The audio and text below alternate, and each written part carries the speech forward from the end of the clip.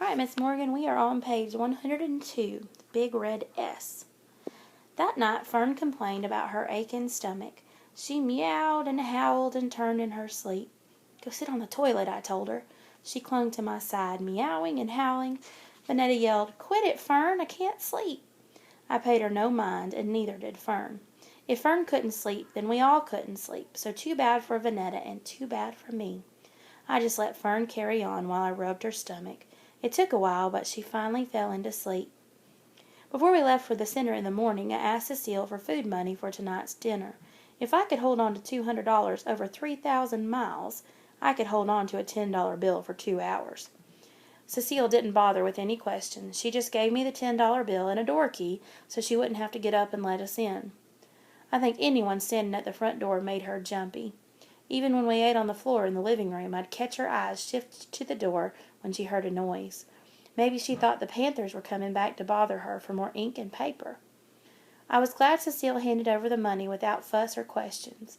That saved me from lying about getting shrimp lo mein when I had no intention of going to Ming's. Vanetta, Fern, and I had eaten our last plate of shrimp lo mein and egg rolls for the rest of our crazy summer. Shrimp and noodles swimming in sauce and deep-fried egg rolls had taken their toll on us. Not that mean Lady Ming would cry for her 3 colored girls. She had other customers to yell at. I bet that's why Fern's belly ached, because they've been eating that Chinese food for days. All day long at the center, I could think of nothing else but a home-cooked meal. We marched to the Safeway store after playing in the park for an hour. My shopping list was burned into my brain. I picked up 1 head of cabbage, 17 cents, 1 onion, 8 cents, 2 potatoes, 23 cents, 1 package of chicken thighs and 1 package of wings, $1.47. The price of the chicken would have been the thievery of the highest kind, according to Big Ma, who raised chickens down in Alabama, and had only to go pull one up by its neck, kill it, pluck it, and clean it, and fry it.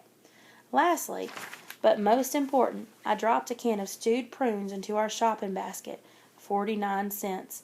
There was plenty of money left over to call Pa and talk for as long as we wanted. Vanetta and Fern pouted as the groceries went into the basket. There were even a couple of "aw, shucks" and finger-snapping as our dinner was placed on the cashier's counter. All the sniping between Vanetta and Fern over Miss Patty Cake was now aimed at their new enemies, the real food that we would eat until we returned to Brooklyn, and me. I paid for the groceries and put the change in my pockets. I'd give Cecile the dollar bills and kept the coins for our telephone call to Papa. "Why can't we have pizza?" Vanetta moaned, "or shrimp lo mein?" "Because," I said, enjoying my role as their enemy and big sister, "that's not food for everyday eating."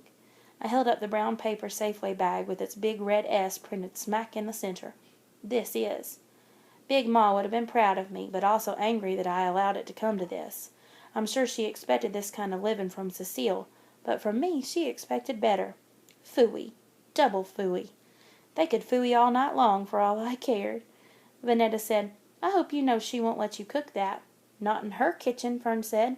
So I said, "Then she'll cook it in her kitchen." Papa's voice poured out of my mouth like warm, steady tap water. When I put the key in the door, I said, "Go wash your face and hands real good. Play go fish until I call you for supper." Cecile wasn't in the living room, which meant she was in her kitchen. I didn't want Vanetta and Fern to see how afraid I was of Cecile.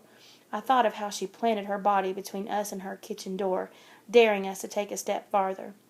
That she'd rather let Fern dry up of thirst than give her a glass of water with ice. I thought about how crazy Cecile was, and that I didn't know her or what she would do next. Now that I could smell the cabbage and onion from the brown paper bag, I lost that feeling of being calm and brave like Papa. I didn't dare walk in, so I called to her, "Cecile?" It didn't occur to me to use her pet name, Zilla, to maybe soften her up, but that name didn't feel right coming out of my mouth. I dreaded this moment, dreaded the thought of her swinging the kitchen door open and her seeing me with a bag of uncooked food. There was no putting it off. I called to her again, and this time louder, "Cecile!" Her hand slapped against the counter or tabletop good and hard. In a few stomps the door swung open, and she was looking down at me. I took a step back and hugged the bag. "I have to cook supper." She stared down at me and didn't speak. I didn't know what to do or say, so I took the change out of my pocket, all of it, and held it out to her.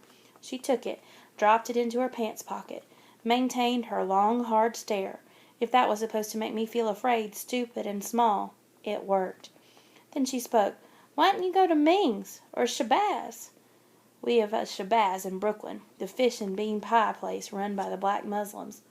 I found my voice and said, "We can't eat takeout every day. Vanetta and Fern can't stomach it. You can't come in my kitchen making a mess. This is my workplace. I don't need you in here turning things upside down." I said, "I don't make messes," without a lick of sass. I spoke the plain truth. I never made a mess in my life, not even for the fun of it. Cecile went stomping and cursing back into the kitchen.